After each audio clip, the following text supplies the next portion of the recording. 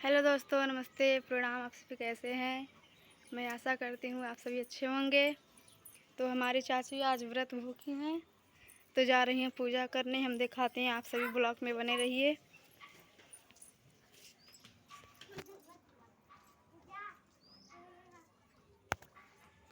तो दोस्तों, आप सभी देख सकते हैं हमारी चाची जा रही हैं अभी।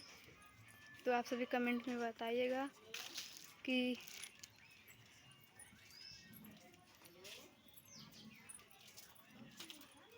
हम जा रहे हैं अभी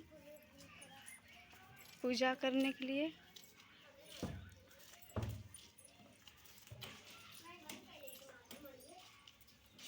बस हम लोग आ गए हैं कुछ दूर, और बने रहिए ऐसे ही ब्लॉग में।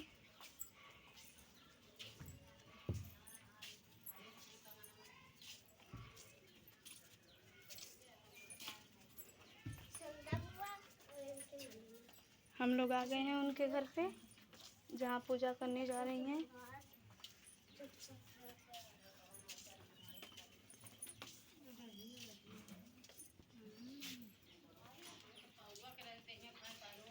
बस